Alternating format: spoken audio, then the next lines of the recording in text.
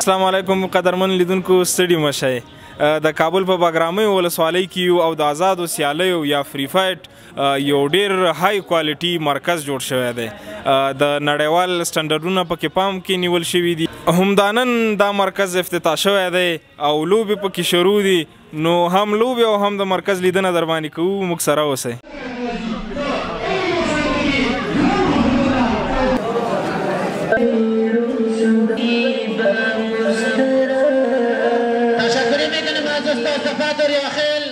فعلا از جناب محترم استاد یاما علیزاده خواهش میکنیم داور واسط صدیق نوری فرید در مقابل عثمان پیازی بسیار فوق‌العاده جزا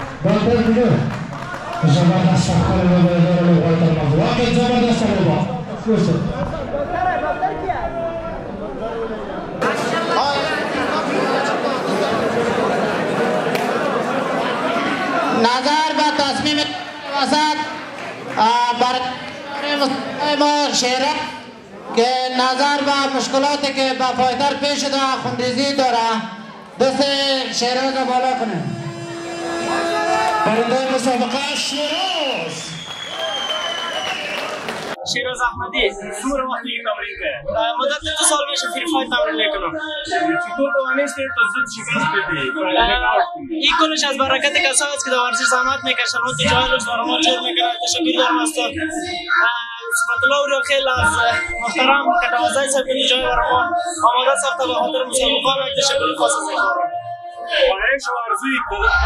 خواهش ما از کسای بزرگای ورزشی نمی از فقط که در اصل ورزش بتانم که جایی زیادتر شدن بیشتر باعث رشد ما میشه مقابل نثار یاسر از کلاب استاد مال در مقابل نثار از کلاب اتیان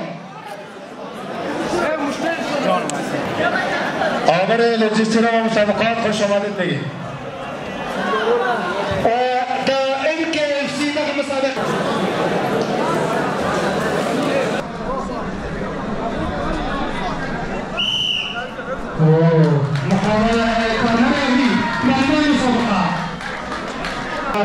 داخل केज मेरा नकीब गलत है उस्ताद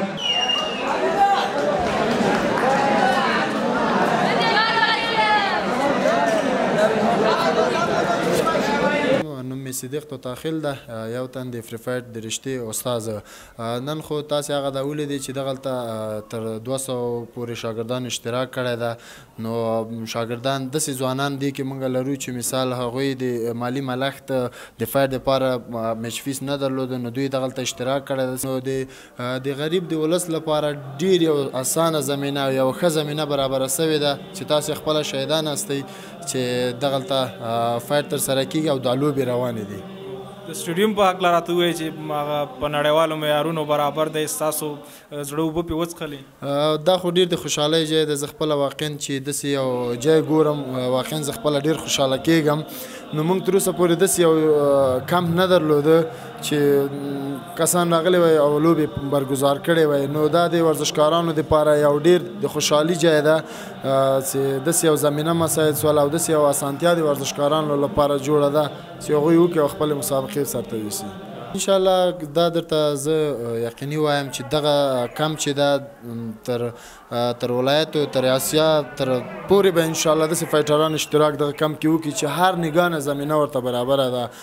مثال د اتاقونو زمینه د یو فایټر مثال چې کله سفریت راسي مثال دوی دلته د شپې لپاره جوینه یعنی مثال هر اسانتیان شته ورته. نو تاسې به انشاءالله شاهد یاستئ چې ډېرې بهترینې لوبې او ډېرې ښې لوبې ترسره شي.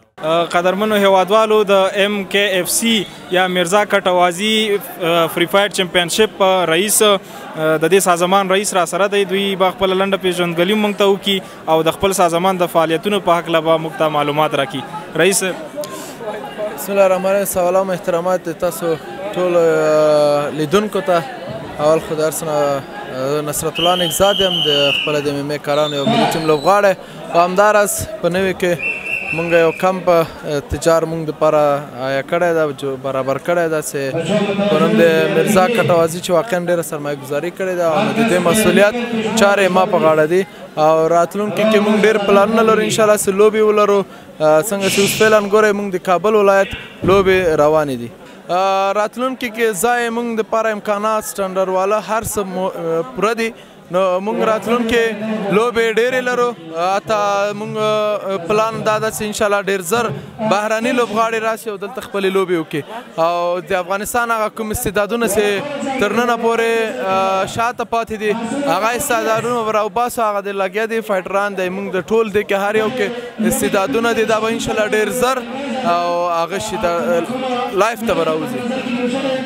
مونږ 3 دوره لوبې لرو په را روان سر په سر میاشتو کې. د اختر په 5 به انشاءالله مونږ ولایتي لوبې ولرو چې ولایاتو څخه به بهترینان راټولو د ټول افغانستان. بیا به مرکز ولایت لوبې سره کې. نو 4م دور به مونږ به هر فایټر ته خپل قرارداد یا کوم تعهد فایټرانو اخیستل کېږي هغه ورکوو. نو هغه به انشاءالله په نړیوال معیار سره هغه ټول برنامې سیسټمونه به ټولو هیوادوالو سره شریکېږي وار په وار.